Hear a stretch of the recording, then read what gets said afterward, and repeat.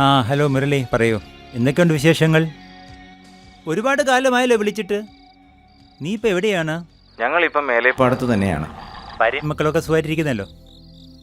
പിന്നെ വേറെ വിശേഷങ്ങളൊക്കെ? ഞാൻ വിളിച്ചത് എബിയോടൊരു അത്യാവശ്യ കാര്യം പറയാനാണ്. നിനക്കെന്തോ സംസാരിക്കണമെന്ന് പറഞ്ഞല്ലോ, എന്താണ്?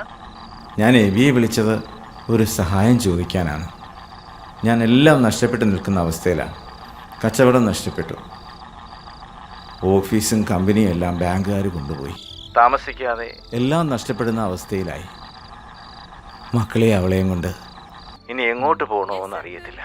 നീ എന്നെ ഒന്ന് സഹായിക്കണം. അബി എന്റെ അടുത്ത് തന്നെയുണ്ട്, ഞാൻ കൊടുക്കാം അങ്കിളെ. അങ്കിള് തന്നെ പറയേ. എബി, ജോൺ അങ്കിളാ ആ പ്രോപ്പർട്ടിക്ക് 1 ലക്ഷം കൂടെ കൊടുക്കാൻ വേണ്ടിട്ട് ആൾക്കാരുണ്ട് എന്നാ പറയണേ. എബി തന്നെ സംസാരിക്കുന്നേ. മുരളി, ഞാൻ അങ്ങോട്ട് തിരിച്ചു വിളിക്കാം.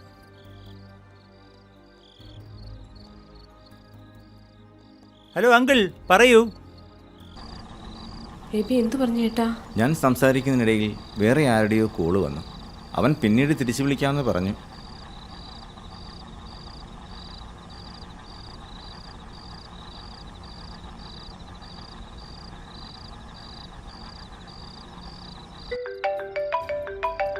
ആ റീന പറഞ്ഞു, നമുക്ക് നേരിട്ട് സംസാരിക്കാം.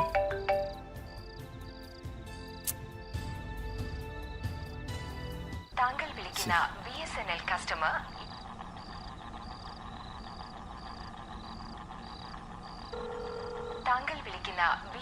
കസ്റ്റമർ എന്തു പറ്റിയേട്ടാ?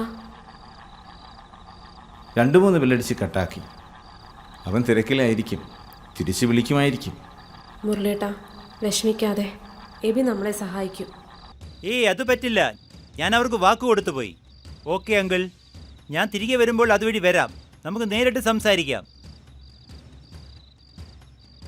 എബി, ആ പ്രോപ്പർട്ടിക്ക് 1 ലക്ഷം രൂപ കൂട്ടി തരാൻ വരാൻ ആളുണ്ടെന്നല്ലേ അങ്കിള് പറഞ്ഞത്?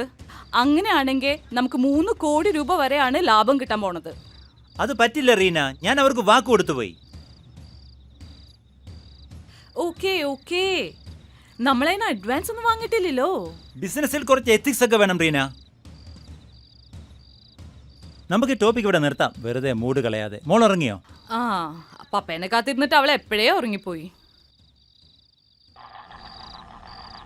വീടും പറമ്പും ജപ്തിയുടെ വക്കിലാണെങ്കിലും നിലവിൽ ഈ വീടുള്ളതുകൊണ്ടാണ് തൽക്കാലം രക്ഷ. ഇതുകൂടി നഷ്ടമായാൽ കൊടുക്കാനുള്ളവർ എന്തു പറയുമെന്ന് അറിയത്തില്ല. ഇനിയും ഇങ്ങനെ നാണം കിട്ടി ജീവിക്കുന്നതിലും ഭേദം നമുക്കെല്ലാവർക്കും കൂടി കുറച്ച് വിഷം കഴിച്ച് മരിക്കുന്നതാ. മുരളിയേട്ടാ, മുരളിയേട്ട എന്തായി പറയുന്നേ?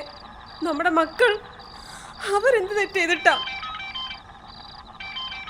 ഏട്ടാ, എബിയാണെന്ന് തോന്നുന്നു. ഇതവനാ. ആരാ? സാബു. ഇന്നാണ് അവന് പൈസ കൊടുക്കാമെന്ന് പറഞ്ഞിരുന്നത്. ഇനിയൊരു അവധി പറയാൻ എനിക്ക് വയ്യ. എന്തെങ്കിലും അവരോടൊന്ന് പറയരുത് കേട്ടാ, അല്ലെങ്കിൽ നേരെ വെളുക്കുമ്പോൾ അവരോട് വന്ന് നിൽക്കും. വരട്ടടി, അവൻ വന്ന് നമ്മുടെയൊക്കെ ശവം തിന്നിട്ട് പോട്ടെ.